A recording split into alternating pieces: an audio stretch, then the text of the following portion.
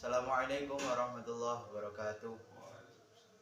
Di sini saya dan dua teman saya, yaitu Mas Asli Atoilah dan Zainuddin Asror, akan mempresentasikan bab 5 mengenai teknik penelitian yang berisikan: pertama, sumber dan jenis data; kedua, peranan manusia sebagai elemen instrumen penelitian; ketiga, pengamatan; keempat, wawancara; kelima, catatan lapangan; keenam, penggunaan dokumen; ketujuh, sampling dan satuan kajian; kemudian yang terakhir, beberapa teknik penelitian lainnya.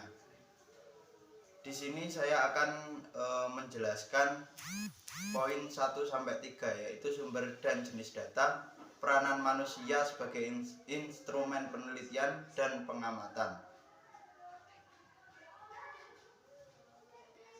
Baik, yang pertama yaitu sumber dan jenis data.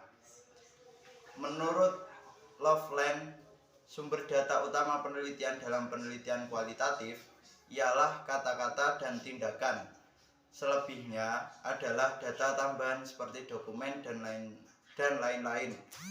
Adapun macam-macam sumber dan jenis data yaitu kata dan tindakan, sumber tertulis, foto, kemudian data statistik.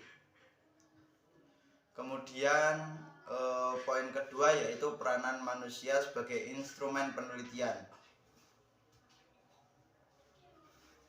Ciri khas penelitian kualitatif tidak dapat dipisahkan dari pengamatan berperan serta, namun peranan penelitilah yang menentukan keseluruhan skenarionya. Kedua hal tersebut diuraikan dalam bagian ini secara turut-turut, yaitu pertama, pengamatan berperan serta; kedua, manusia sebagai instrumen penelitian. Pengamat berperan serta menceritakan kepada peneliti apa yang dilakukan oleh orang-orang dalam situasi peneliti memperoleh kesempatan mengadakan pengamatan. Kemudian yang kedua, manusia sebagai instrumen. Instrumen penelitian ialah sebagai alat pengumpulan data sebagai tes, seperti tes pada penelitian kualitatif. Ada 3 hal yang dibahas di sini, yaitu mencangkup ciri-ciri umum, kualitas yang diharapkan, dan kemungkinan peningkatan manusia sebagai instrumen. Kemudian pengamatan. Yang pertama yaitu alasan pemanfaatan pengalaman. Kedua, macam-macam pengamatan dan derajat peranan pengamat. Ketiga, apa yang diamati. Keempat, pengamatan dan pencatatan data. Pengamat yang diamati, kelemahan pengamatan. Alasan pemanfaatan pengamatan, yaitu pertama, teknik pengamatan ini didasarkan atas pengalaman secara langsung. Kemudian yang kedua, teknik pengamatan juga memungkinkan melihat dan mengamati sendiri, kemudian mencatat perilaku dan kejadian sebagai yang terjadi keadaan sebenarnya. Yang ketiga, pengamatan memungkinkan peneliti mencatat peristiwa dalam situasi yang berkaitan dengan peristiwa proporsional maupun pengetahuan dari data. Yang keempat yaitu sering terjadi adanya keraguan pada peneliti. Jangan-jangan pada data yang dijaringnya ada kekeliruan atau bias. Yang kelima yaitu teknik pengamatan memungkinkan peneliti mampu memahami situasi-situasi yang rumit.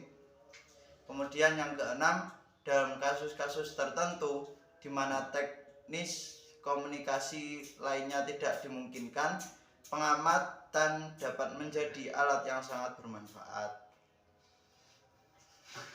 Kemudian macam-macam pengamatan. Yang pertama,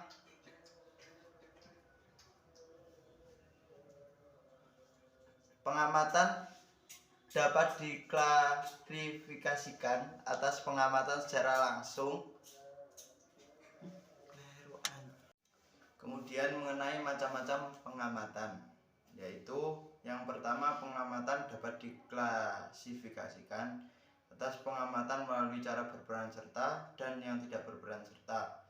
Kemudian yang kedua, pengamatan dapat pula dibagi atas pengamatan terbuka dan tertutup. Kemudian yang terakhir, pengamatan dapat dibagi atas pengamatan pada latar ilmiah dan pada latar. Kemudian poin selanjutnya yaitu pengamatan dan pencatatan data, yaitu langkah pertama, buatlah catatan lapangan. Kemudian buku harian pengalaman lapangan.